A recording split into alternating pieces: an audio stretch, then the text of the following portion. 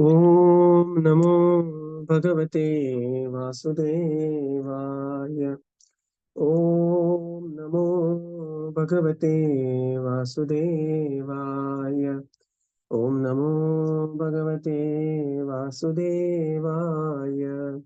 Narayanam Namaskritya Naram Chaiva Narottamam Devim Saraswatim Vyasam Tato Jayamudiraye.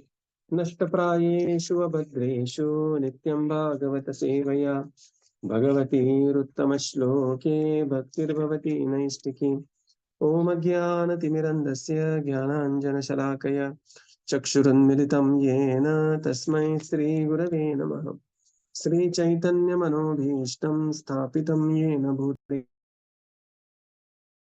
स्वयं रूपकदा मह्यं ददाति स्वपदान्तिकम् नमो विष्णुपादाय कृष्णप्रेष्ठाय भूतले श्रीमते भक्तिवेदान्त स्वामिनिति नामिने नमस्ते सरस्वते देवे गौरवाणी प्रचारिणे निर्विशेष शून्यवादी पाश्चात्यदेशतारिणे जय श्री कृष्ण चैतन्य प्रभो नित्यानंद श्री अद्वैत गदाधर श्रीवासादि गौर भक्त वृंद Hare Krishna Krishna Krishna Hare Hare Hare Rama Rama Rama Hare Hare Hare Krishna reading from Srimad Bhagavatam by his divine grace AC Bhaktivedanta Swami Srila Prabhupada ki jai. We are reading from Canto 4 and we are just beginning Canto 4. Just give me a minute.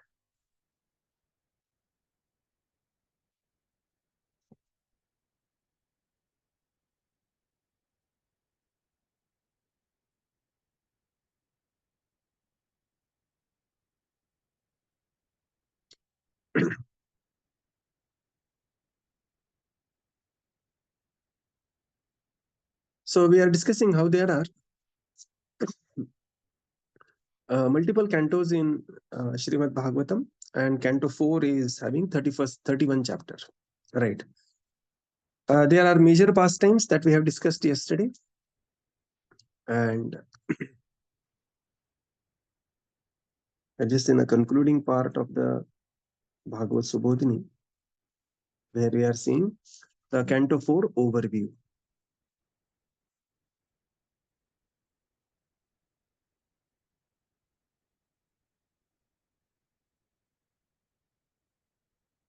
Yeah, just a minute.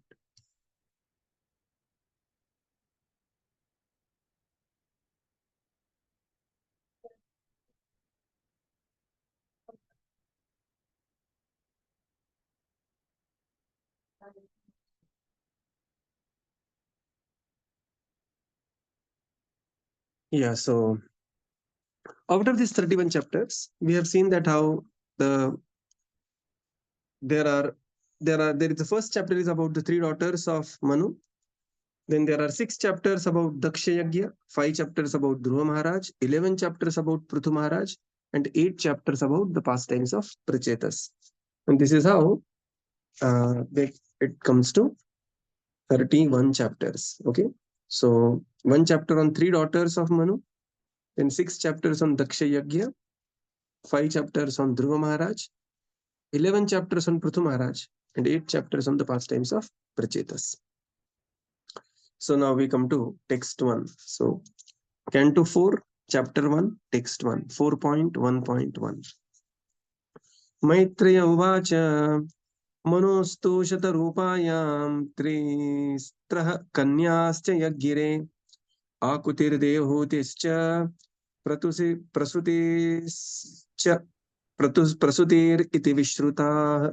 Translation. Maitreya said, Svāyambhuva Manu begot 3 daughters in his wife Śatarūpā, and their names were Ākūti, Devahūti, and Prasūti. Purport. First of all, let us offer our respectful obeisances unto our spiritual master, Om Vishnupada Śrīmad Bhakti Siddhanta Saraswati Goswami Prabhupada, by whose order I am engaged in this Herculean task of writing commentary on the Śrīmad Bhāgavatam, as the Bhakti Vedanta purports. By His grace, we have finished 3 cantos already, and we are just trying to begin the 4th canto. By His divine grace, let us offer our respectful obeisances unto Lord Chaitanya, who began this Krishna consciousness movement by Bhagavata Dharma 500 years ago. And through his grace, let us offer our obeisances to the six Goswamis, and then let us offer our obeisances to Radha and Krishna, the spiritual couple who enjoy eternally in Vrindavan with their cowherd boys and damsels in Vrajabhumi. Let us offer our respectful obeisances to all the devotees and eternal servitors of the Supreme Lord. In the fourth canto of Śrīmad Bhāgavatam, there are 31 chapters, and all the chapters describe the secondary creation of Brahma and the Manus. The Supreme Lord Himself does the real creation by agitating His material energy, and then by His order, Brahma, the first living creature in the universe, attempts to create the different planetary systems and their inhabitants, expanding the population through his progeny, like Manu and the progenitors of living entities, who work perpetually under the order of the Supreme Lord. In the first chapter of this fourth canto, there are descriptions of the three daughters of the Svāyambhuva Manu and their descendants. The next six chapters describe the sacrifice performed by King Dakṣa and how it was spoiled. Thereafter, the activities of Maharaj Dhruva are described in 5 chapters. Then, in 11 chapters, the activities of King Prithu are described. And the next 8 chapters are devoted to the activities of the Tuṣita's king. As described in the first verse of this chapter, Svāyambhuva Manu had 3 daughters named Ākūti, Devahūti, and Prasūti. Of these 3 daughters, one daughter, Devahūti, has already been described, along with her husband, Kardama Muni, and her son, Kapila Muni. In this chapter, the descendants of the first daughter, Ākūti, will specifically be described. Svāyambhuva Manu was the son of Brahmā. Brahmā had many other sons, but Manu's name is especially mentioned first because he was a great devotee of the Lord. In this verse, there is also a word cha, indicating that besides the 3 daughters mentioned, Svāyambhuva Manu also had 2 sons. Hare Krishna. Yeah. So we are beginning fourth canto. Svāyambhuva Manu begot 3 daughters in his wife Śatarūpā. So although there is a great description about Svāyambhuva Manu, and Śatarūpā was equally qualified. Samatulyascha. Later it will come that equally qualified Śatarūpā. Previously also it has come in the Devahūti's pastimes that the equally qualified Śatarūpā. And these 3 daughters were Ākūti, Devahūti, and Prasūti. And Cha, because there are, apart from these 3 daughters, along with them there were 2 sons, Priyavrat and Uttanapāda. So Srila Prabhupada begins this first, fourth canto, first chapter, first verse purport.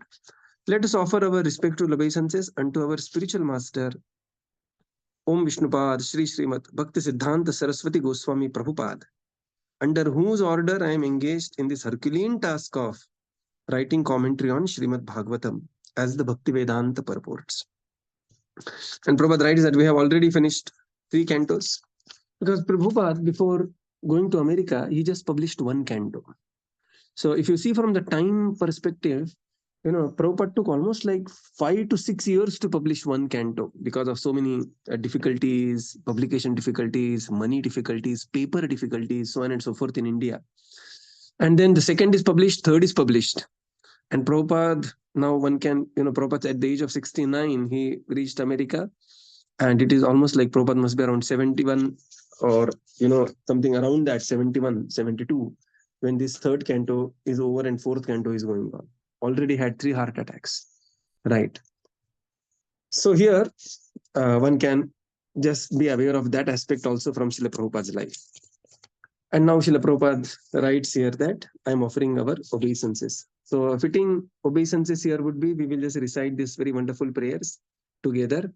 Vandeham Shri Guru Shri Yuta Padakamalam Shri Guru Vaishnavanscha Śrīrūpam Sagrajatam Sahagana Raghunathanvitam Tam Sajivam Sadvaitam Savadhutam Parijana Sahitam Krishna Chaitanya Devam Shri Radha Krishna Padam Sahagana Lalita Shri Vishakhanvitamscha. So offering obeisances to one spiritual master and then the Guru Shishya Parampara, then obeisances to the Supreme Lord Sri Chaitanya Mahaprabhu, and then the Shada Goswamis, and then obeisances to all the devotees and eternal associates along with Radha and Krishna.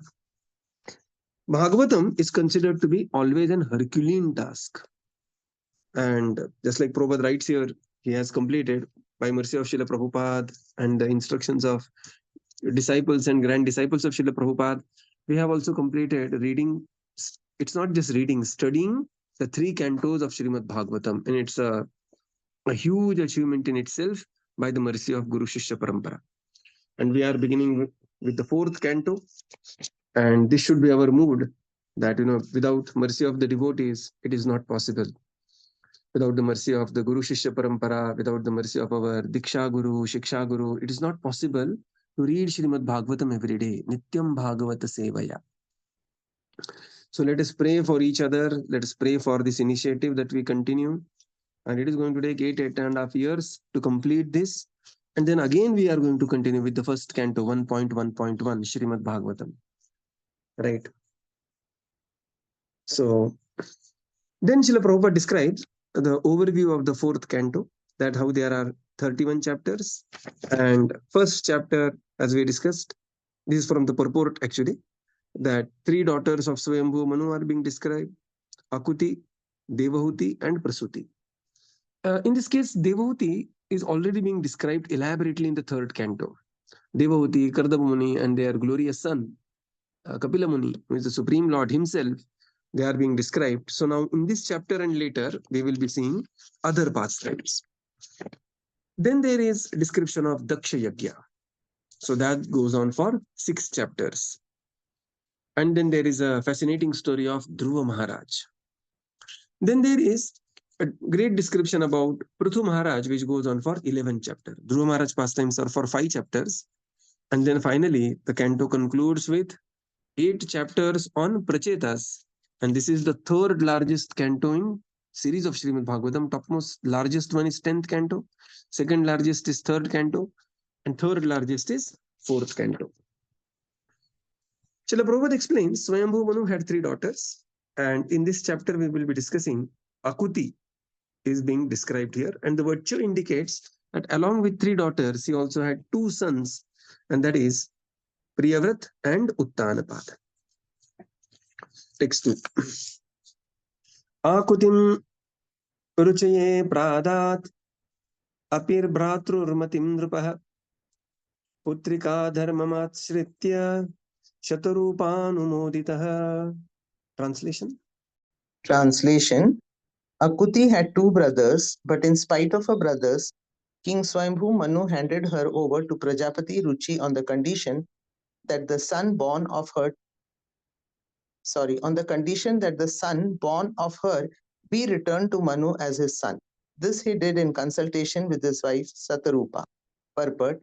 Sometimes a sonless person offers his daughter to a husband on the condition that his grandson be returned to him to be adopted as his son and inherit his property. This is called Putrika Dharma, which means that by execution of religious rituals, one gets a son, although one is sonless by one's own wife. But here we see extraordinary behavior in Manu, for in spite of his having 2 sons, he handed over his first daughter to Prajapati Ruci on the condition that the son born of his daughter be returned to him as his son. Srila Vishwanatha Chakravarti Thakur comments in this connection that King Manu knew that the Supreme Personality of Godhead would take birth in the womb of Ākūti.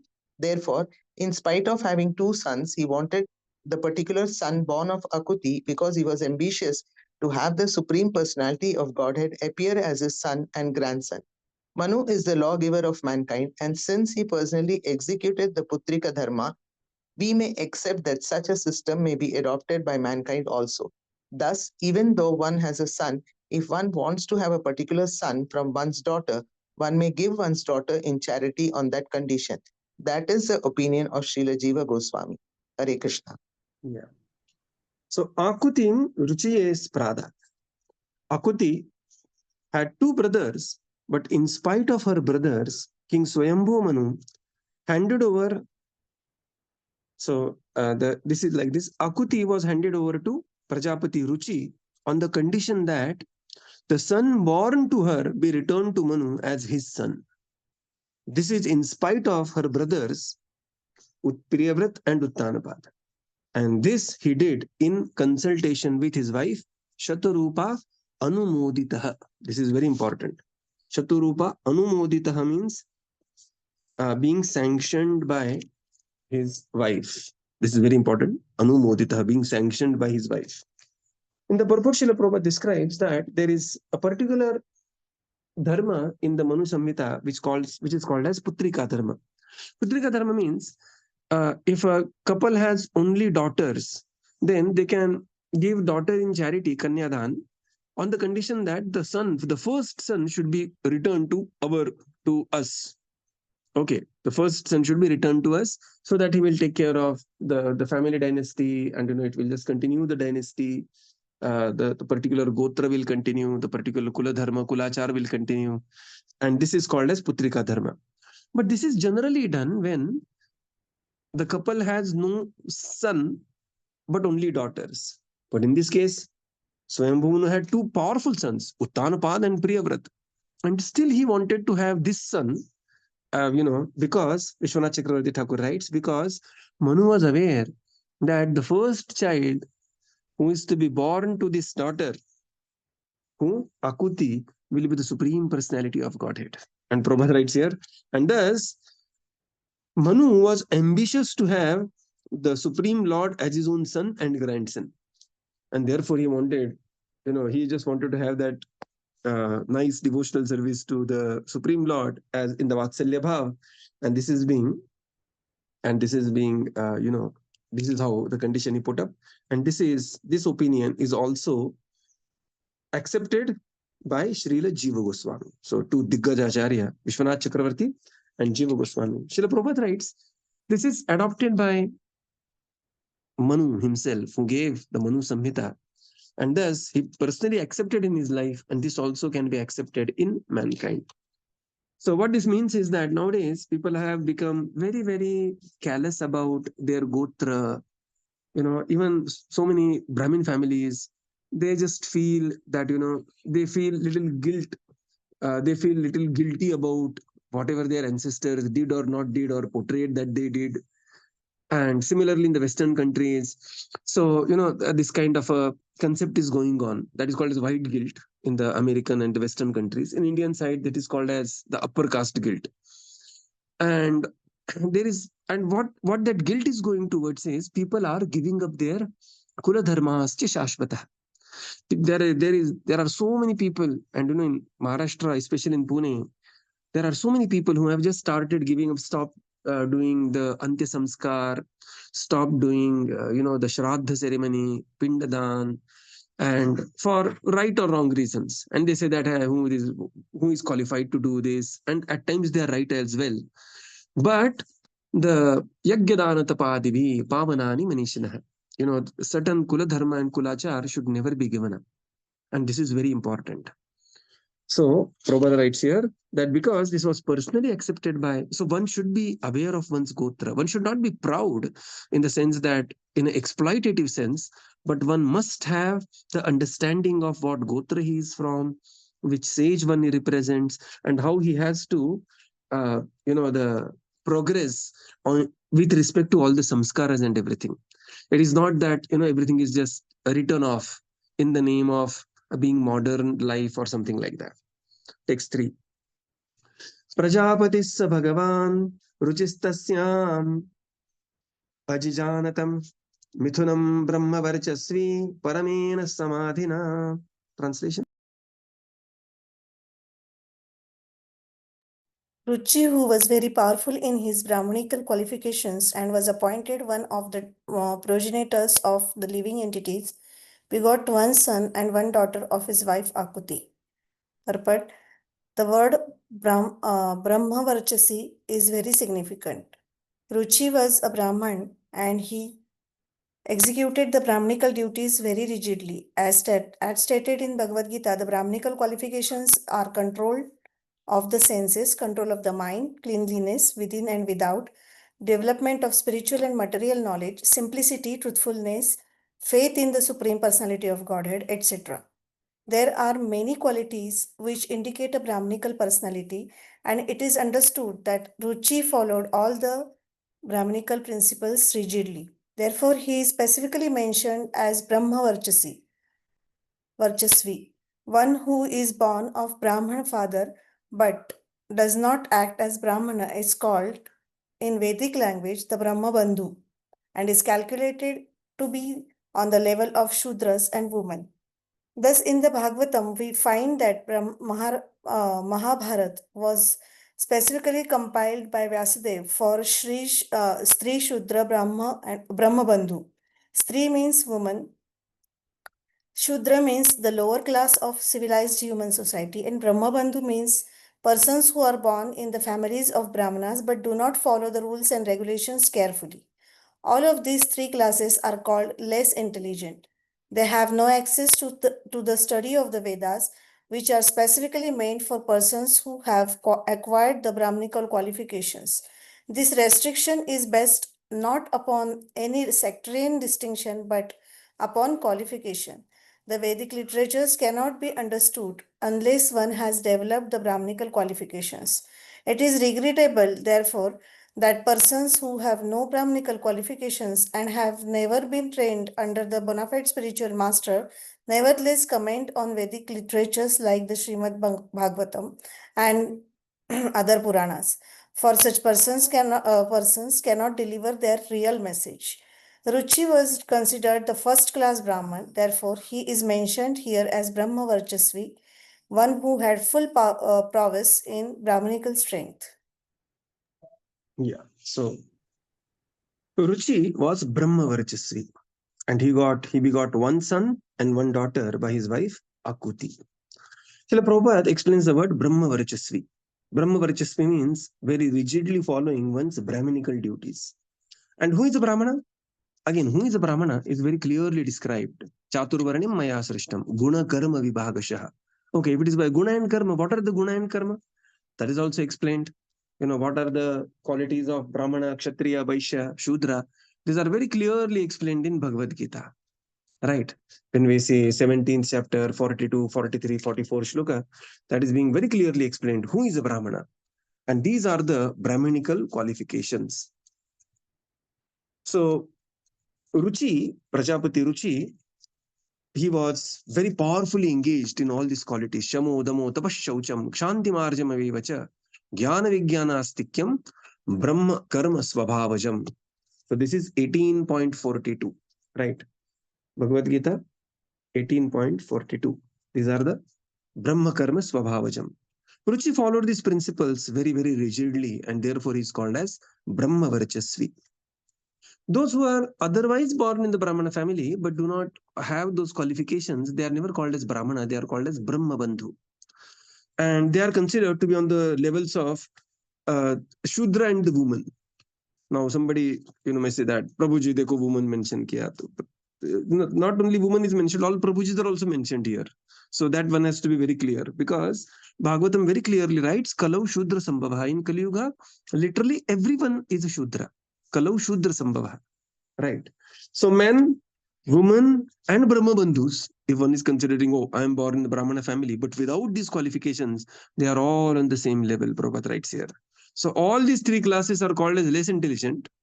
So, I mean, it is not just a particularly woman is called as less intelligent or Shudra is called as, in Kali Yuga, everybody is a Shudra. Almost everyone, all males, Kalau Shudra Sambhava is called, they are called as Shudra. And so all male, female in Kali Yuga population is covered in this, all this category. But then one can go beyond this by becoming devotee of the Supreme Lord. Right. Prabhupada, right? The restriction is based not upon some sectarian distinction, but upon qualification. That these people are not allowed to read, the Vedas. Somebody will say, hey, how it is that, one is not allowed to know the knowledge and the Vedas and this and that. But these people are allowed to have the utmost conclusion of the Vedas, that is Śrīmad Bhāgavatam. And who wants to mess up one's life with Vedas? There are 1 lakh Veda shlokas. Out of that, practically 99% is lost. Whatever 1% here and there is remaining, most of it is Karma Kanda.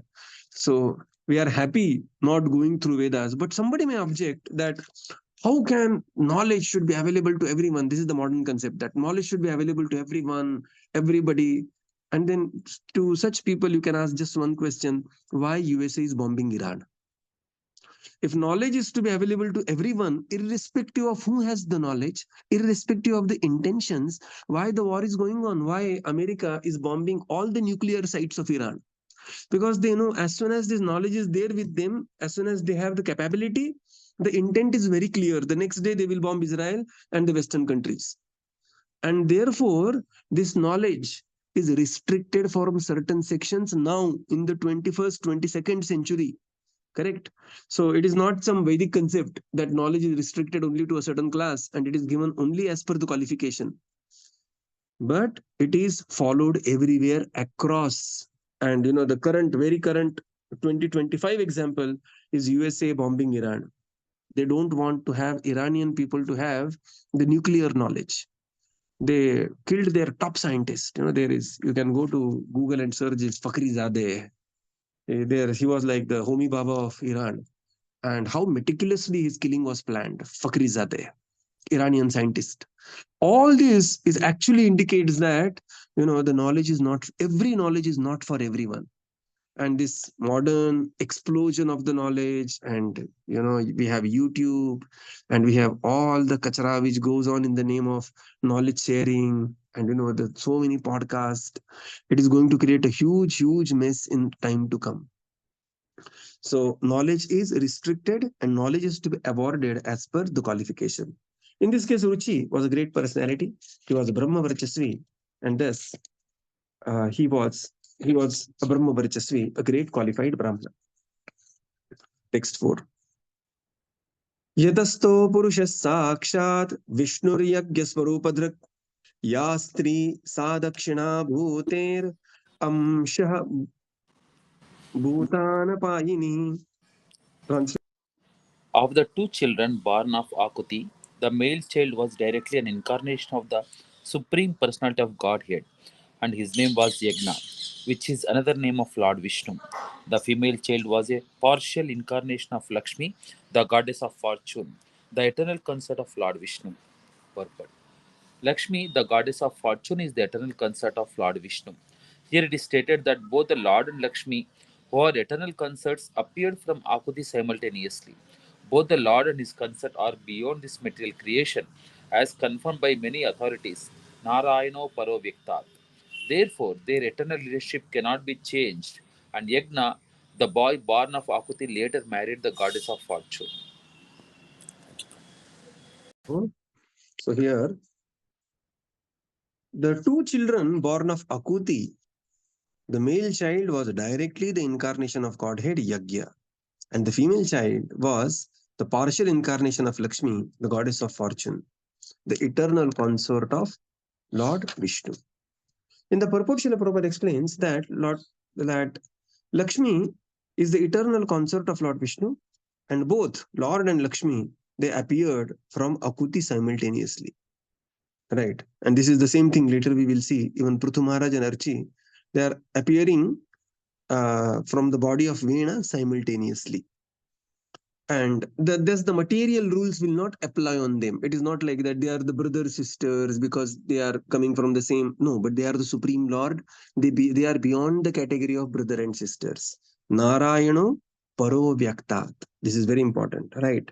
So the material consideration will not act on such personalities like Lord Viṣṇu and Lakshmi, Prithu Maharaj and Archi, so on and so forth. Correct. So this was the one child and the one daughter that is being born to Ākūti, Sakshat Vishnur Yajña Swarupa Drik. He was Sakshat Vishnu. So we will conclude here and continue tomorrow. Missing Jayesh Prabhu's reading so much actually. Mhm. So Srila Prabhupada ki jai. Gaura Bhakta Vrinda ki jai. Thank you, Prabhupada. Thank you, everyone. Hare Krishna. Thank you, Prabhuji. Thank you, Hare Prabhupada. Hare Krishna, Prabhuji. Thank No you, problem. everyone. Thank you, Prabhupada. Thank you, Prabhupada. Prabhupada ki jai. Thank you, Prabhupada. Thank you, Prabhupada. Thank you, everyone.